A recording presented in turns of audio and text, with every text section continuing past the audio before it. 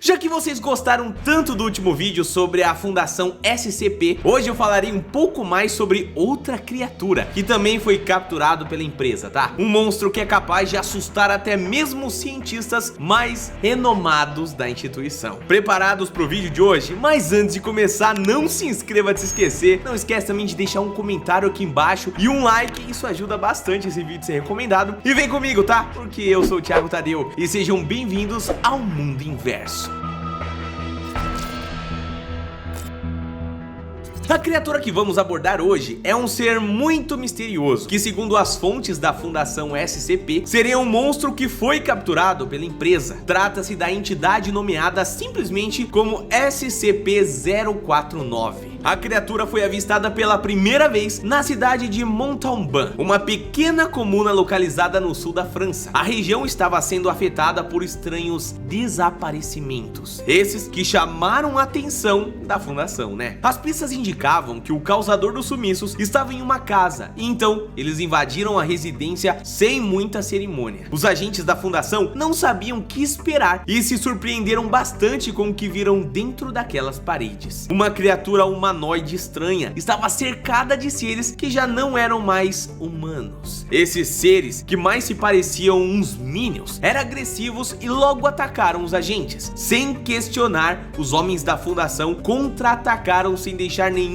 elemento hostil de pé. O único que restou foi a criatura humanoide, que se rendeu sem pestanejar. Uma situação muito estranha para os agentes da fundação, mas que não veio sem um alívio, né? Afinal, como nós já vimos aqui no Mundo Inverso, nem sempre o controle e a captura dos monstros SCPs tem muitos sobreviventes para contar a história, né? Mas calma que você quer saber mais detalhes, não quer? Vem comigo.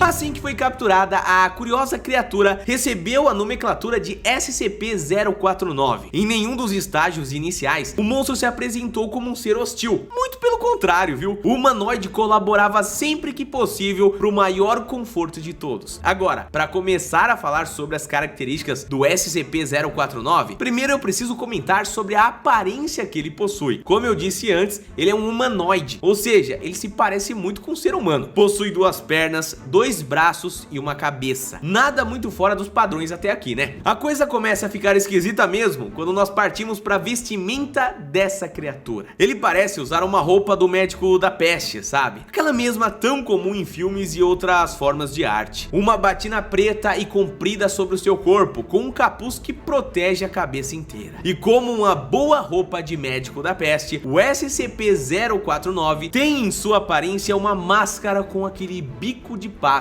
O acessório lhe cobre o rosto por completo, sem deixar que outras feições ali apareçam. Uma roupa muito original, mas que daria um nó na cabeça dos cientistas daquela fundação. Isso porque toda a vestimenta que descrevi não é uma roupa qualquer, mas a própria pele daquela criatura. O tecido pode até parecer com algodão ou algo do gênero, mas se trata de um material biológico da entidade. O mesmo acontece com a máscara. Segundo as análises publicadas pela fundação, aquela era o rosto da criatura e parecia ser feito de uma espécie de osso prolongado. Não se sabe como ou porquê o SCP-049 ter essa aparência inusitada, mas parece que ele adquiriu a forma com o tempo, viu? Um monstro humanoide sem características marcantes, uma sombra qualquer, um ser humano comum. Perguntas e mais perguntas sem as respostas necessárias.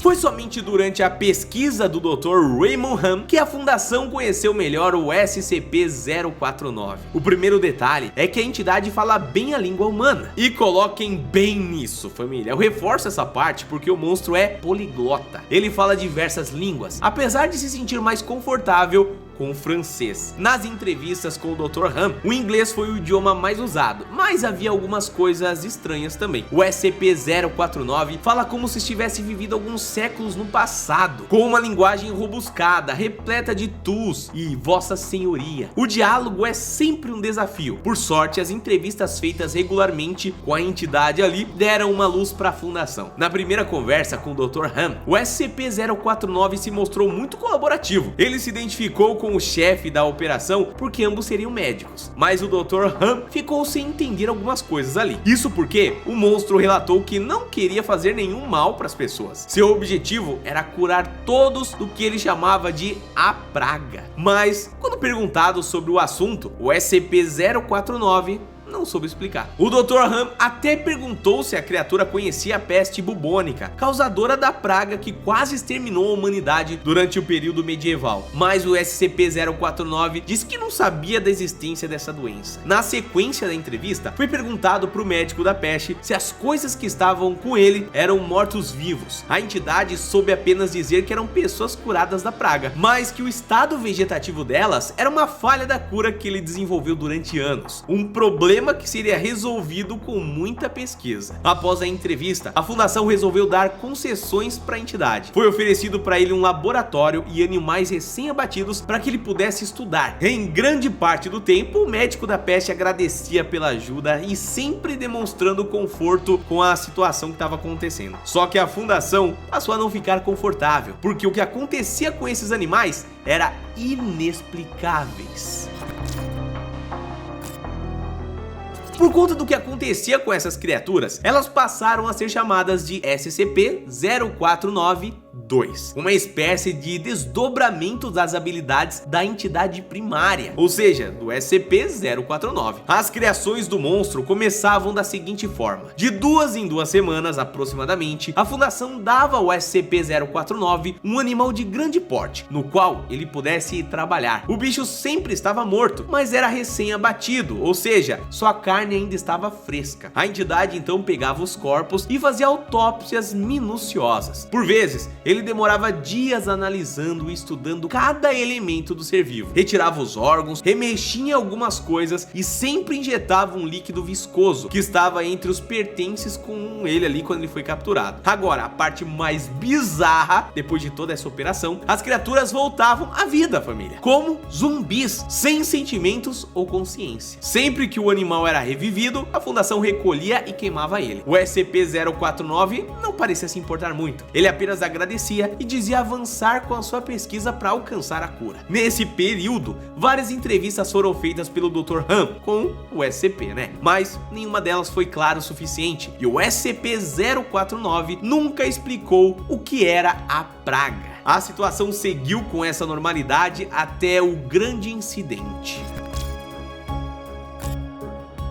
Como eu disse pra vocês, a fundação dava ao SCP-049 um animal a cada 2 semanas, Eles sempre buscavam trazer uma variedade de espécies, mas foi quando um orangotango foi entregue que tudo mudou. Ao receber seu novo objeto de estudo, a entidade agradeceu cordialmente, algo que sempre fazia. Suas pesquisas demoraram mais nesse indivíduo e o SCP-049 parecia ainda mais satisfeito em estudar o primata. Quando finalmente se cansou da nova criatura, a fundação entregou outro bicho para que o monstro pudesse avaliar. No entanto, ele reclamou um pouco sobre o animal que havia recebido. Mesmo assim, seguiu com a sua rotineira e esquisita pesquisa. Foi na entrevista seguinte a esse caso que o incidente aconteceu. O Dr. Han seguiu os mesmos métodos de antes, mas parecia inconformado com a ideia de não avançar sobre o entendimento da cura e menos ainda do que era a tal da praga. A entidade, por sua vez, parecia irritada com as perguntas e desejava um objeto de estudo, digamos que